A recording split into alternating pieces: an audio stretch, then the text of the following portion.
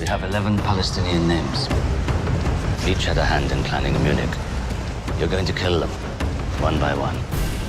Munich is a 2005 film directed by Steven Spielberg, and it's about the 1972 Munich Games, where this terrorist group, Black September, captures these Israeli athletes and kills all of them.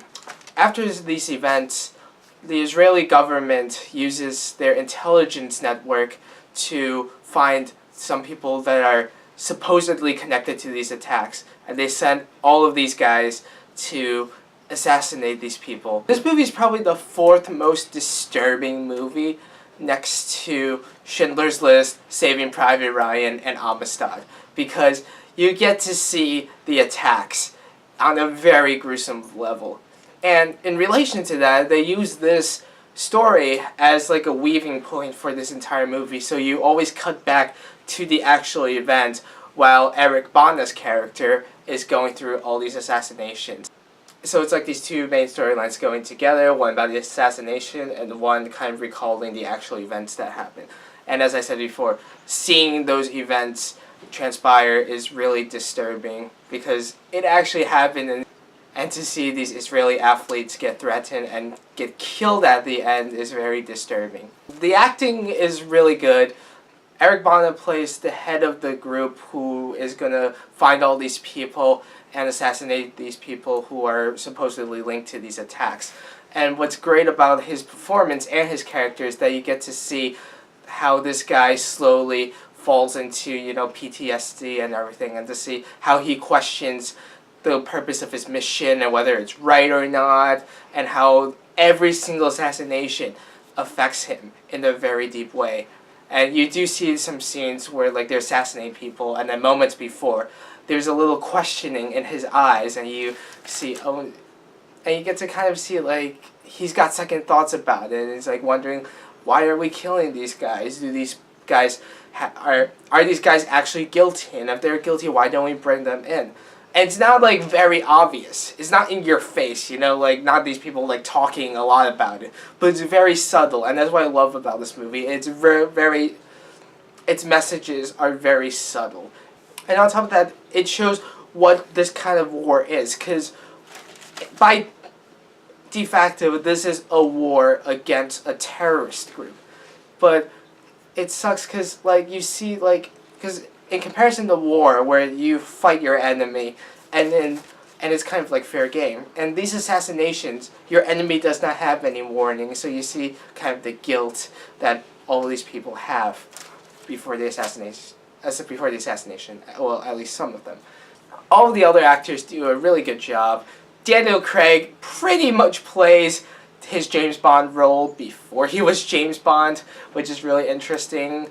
And Cliven Hines, I think is his name, does a really good job. He's the moral, person who advises Eric Bana and kind of keeps him in check. And they have the engineering guy, the bomb guy, who's also the innocent one, because before he was the one who stopped bombs from going off. Now he's the one creating bombs, and you see his slow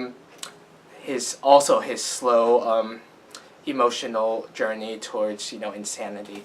There are some parts of this movie that I wasn't that big of a fan of. There's this detour in the middle involving this girl and what she does to the group, and I don't understand what they're going for to continue with this PTSD thing, and about how Eric Bana's character is now a little bit too used to killing people. But I found that scene was a little bit too much of a detour for the movie. I thought they should have cut that out and just focused on the assassinations.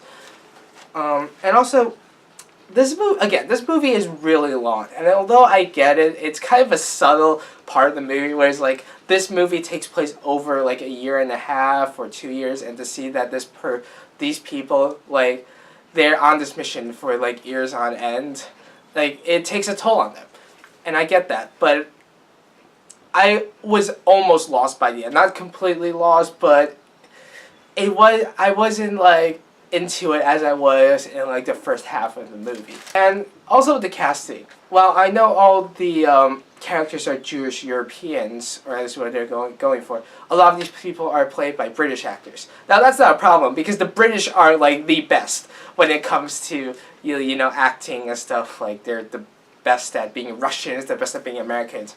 But I feel like at least some diversity to get some like actual Jewish actors would not only increase the diversity but give this movie more authenticity.